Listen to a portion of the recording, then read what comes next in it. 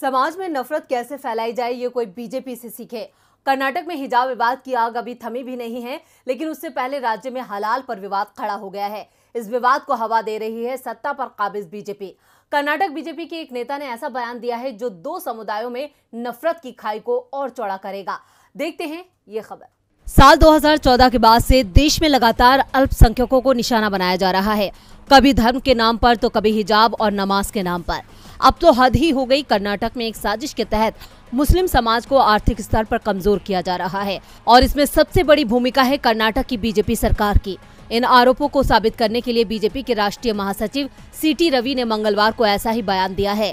सीटी रवि ने कहा कि हलाल मांस मुस्लिम समुदाय के लिए आर्थिक जिहाद है। उन्होंने कहा, हलाल एक आर्थिक जिहाद है। इसका चलन इसलिए शुरू किया गया ताकि मुसलमान किसी और के साथ व्यापार ना करे। इसे उनके ऊपर थोप दिया गया। आपको बता दें कि सीटी रवि चिकमंगलूर से बीजेपी के विधायक भी हैं। उन्होंने कहा, जिस तरह से वो हलाल मीट को ही मान्यता देते हैं, उसी तरह अगर कोई हिंदू इसका इस्तेमाल नहीं करना चाहता तो वो भी ठीक है।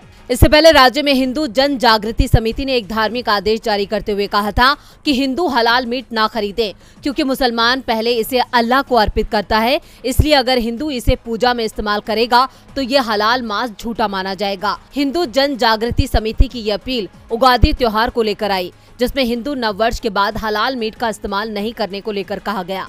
दरअसल उगादी के एक दिन बाद ही हिंदू भगवान को मांस की भेंट चढ़ाते हुए नया साल सेलिब्रेट करते हैं। हलाल मीट नहीं लेने की अपील कर्नाटक के कुछ इलाकों में हिंदू धार्मिक मेले के दौरान मंदिरों के आसपास मुस्लिम वेंडर्स पर प्रतिबंध की घोषणा के बाद उठी है।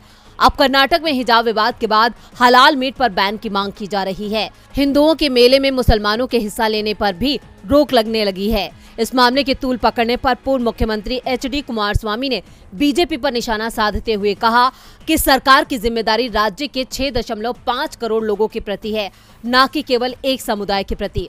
कुमारस्वामी ने कहा कि 2023 में चुनाव होने वाला है, इसलिए हिंदू संगठनों की आड़ में बीजेपी इसको बढ़ावा दे रही है। बोमई हिंदू संगठनों के इशारे पर ही सरकार चला रहे हैं ताकि उनकी कुर्सी बचे रहे। वे युवाओं के बीच नफरत के बीज बो रहे हैं।